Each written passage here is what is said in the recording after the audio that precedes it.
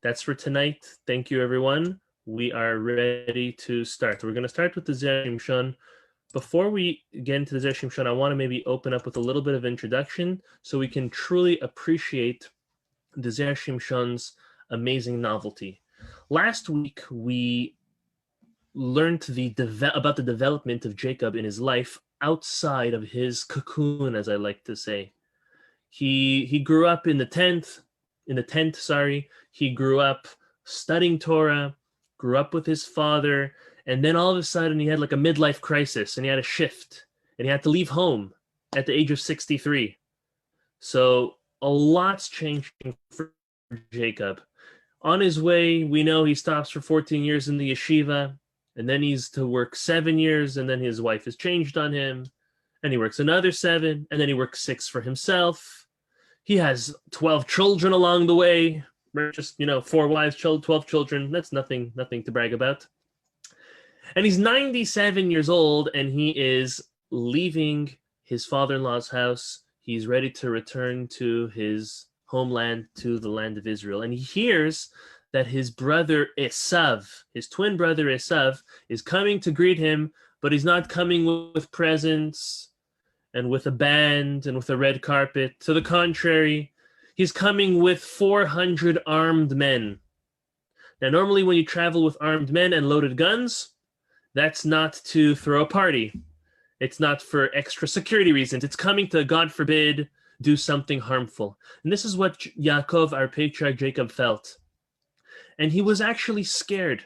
I'm going to share with you, he's about to see his brother, mind you, for the first time in 34 years. So rightfully so, Jacob is scared. Look at what it says over here, the beginning of this week's Torah portion. Vayishlach Yaakov malachim, and Jacob sends, there's different opinions. Is it angels? Is it messengers?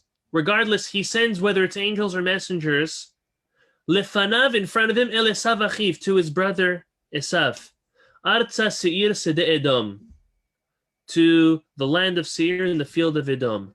Now look, just a couple verses later, it says, Vayiram, in chapter 32, verse 8, it says, Vayira Yaakov meod vayetzer lo, and Jacob became very frightened and was distressed.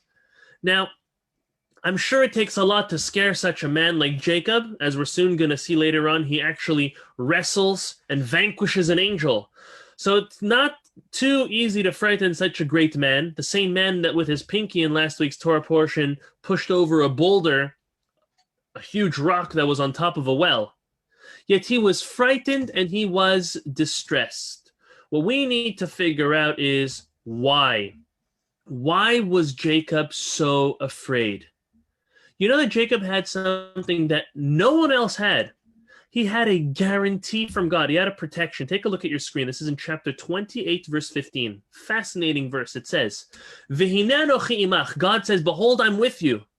Ushmarticha bechol asher telech. And I will guard you wherever you go. V'ashivoticha la'adama azot. And I will restore you to this land. And God says, I will not forsake you.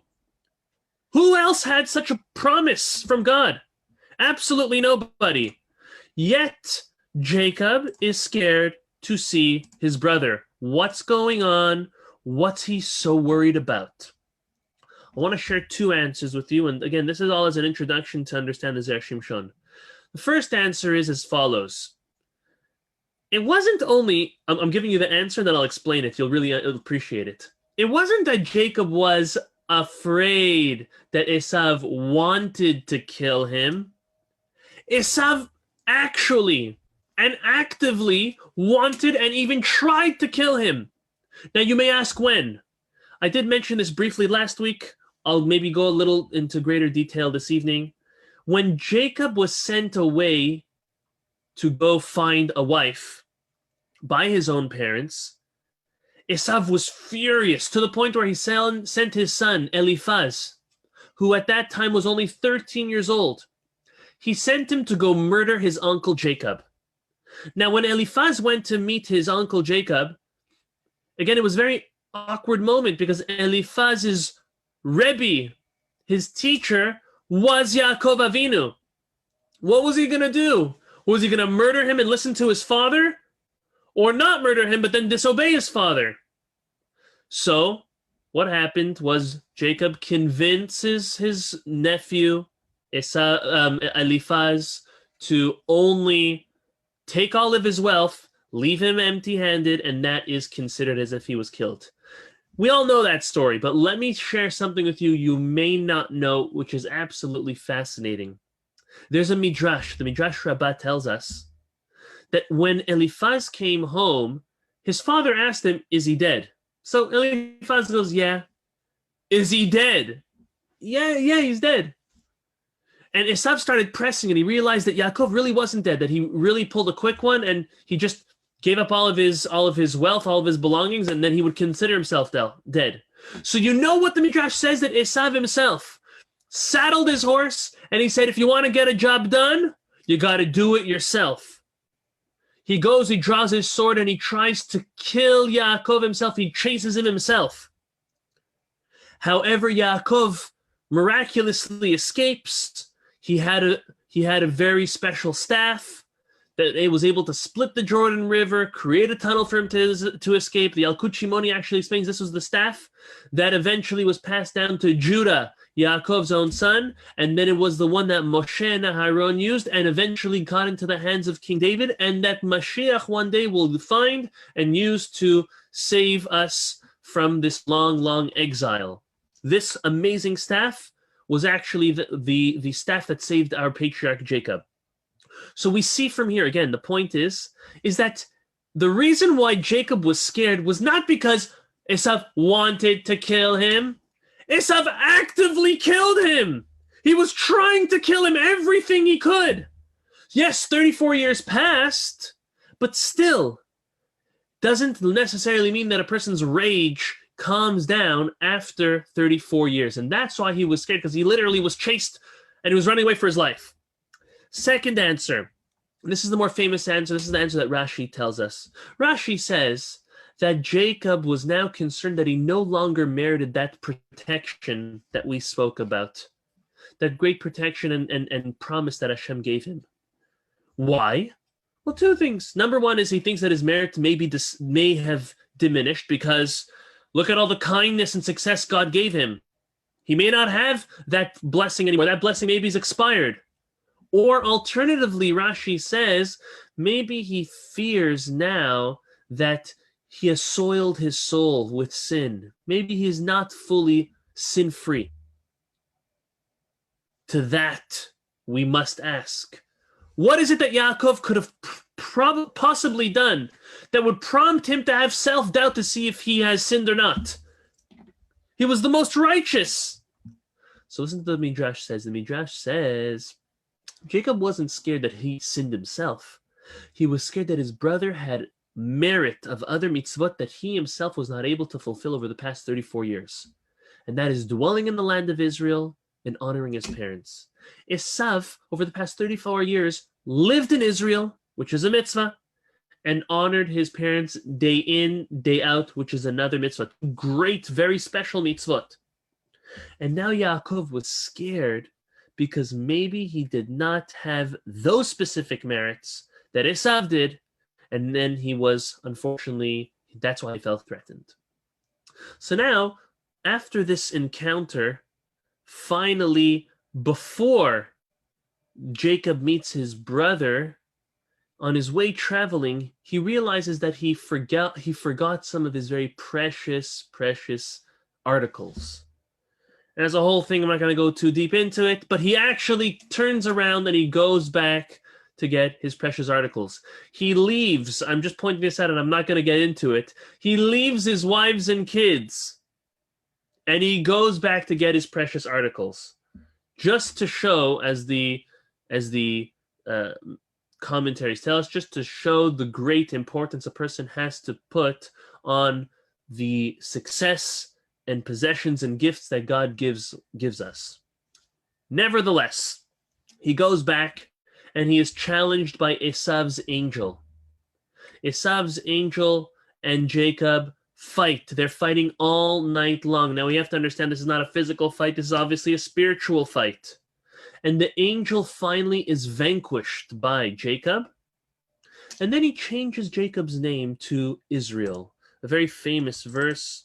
This verse is in chapter 32, verse 4. It says as follows. This is the end of the fight. Vayomer lo Yaakov yamer od shimcha. And behold, your name shall no longer be Jacob, ki im Israel. Your name should be Israel. Why should your name now be Israel? Because ki sarita im Elokim v'im anashim batuchal. Because you commanded power with an angel of God and with men, and you have prevailed. In other words, the angel is telling Jacob, you are so powerful. Firstly, because you have vanquished an angel. Secondly, you've beaten men. Which men are we referring to? To Esav and Lavan. You've won them. So it seems like there's two reasons. Number one, you've beat angels and you've beat men. Rashi says it's evident that Jacob won this fight, and that proves that the blessings that he took 34 years prior from his brother rightfully belonged to him. However, the Zera Shimshon is bothered by, it looks like these two reasons are connected somewhat, but they're not so obvious. The reason of beating an angel and then beating men. What's the connection? And with this, we're going to get to a beautiful point. The Zera Shimshon says that when Jacob beat this angel of Esav, he's now become victorious, and he is proving that the blessings were his all along. How so? Can a man beat an angel? No. An angel is a celestial being. A man is a physical being that has a combination of good and bad in him. There's only one way that a man, a human being, can vanquish an angel, and that is if they have no sin. A human being that has absolutely no inkling of sin can be victorious over an angel. The fact, the Zera Shimshon says, that Jacob beat this angel proves that Jacob was sin-free. He never did anything wrong. He did not steal the blessings from his brother. Rather, they were rightfully his from the get-go, says the Zera Shimshon. And with this, I want to impose two lessons upon my dear friends. The first lesson is, at the end of the day, whoever wins deserves it.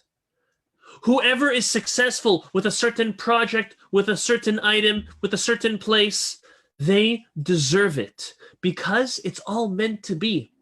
It was meant to be that Jacob should have those blessings. So yes, should he have been born first ideally? Should his brother have given it to him?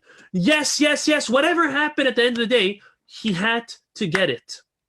Sometimes we have to be smart. Sometimes we have to be savvy. We don't want to lie, God forbid, and there's much literature on how Jacob never really lied. And here's a proof, says the Zera Shimshon. The proof is that he beat a celestial being, he beat an angel. He was sin-free completely. So we have to understand in our lives, whoever gets something, whoever wins something, whether it's a race for a certain deal or business or customer, whatever it may be, we have to understand that it's all meant to be from God, and Hashem decides who gets certain things and who doesn't. It doesn't mean that we should not try. On the contrary, we should always try. We should always push forward, thrust forward to try to do the most amazing things and succeed for sure. However, we have to understand, if we got something, it's because of Hashem. And if we didn't, and someone else may even be our competition, or God forbid, even our enemy, they deserve it. Hashem wanted it to be that way. It's lesson number one. Lesson number two is I want to say, wait till the end of the story to see who really wins, who's truly victorious. As we see between Jacob and Esav, we definitely see that it was Jacob's descendants who received the Torah. They were chosen as the chosen people of God. In life, there's a very, very famous saying. The saying goes, it doesn't matter who wins the battle. All that matters is who wins the war. And in truth, we cannot be discouraged if we lose battles here and there. Of course, it doesn't feel great, and it's not something great to look forward to. But don't let those small battles determine who will be the winner of the war. Sometimes you have to give a little to get, and sometimes you have to lose a little to win the most. And let this be a tremendous lesson in life. Always look at the picture at whole and wait to see the end of the story to really see what is good for someone and what may not be too good for someone. And looking back in our lives, when things we thought were going to turn out a certain way and they did not, how happy we have to be by looking back and saying, thank God I didn't marry that person, I didn't travel to that place, I didn't move that place, I didn't take that job, or I left that job. Whatever it may be, when we look back in the past, and we see how everything was perfectly put together, sometimes it takes time for us to see that. But once we do, we realize God's greatness, his divine wisdom in orchestrating everything in our lives to perfection.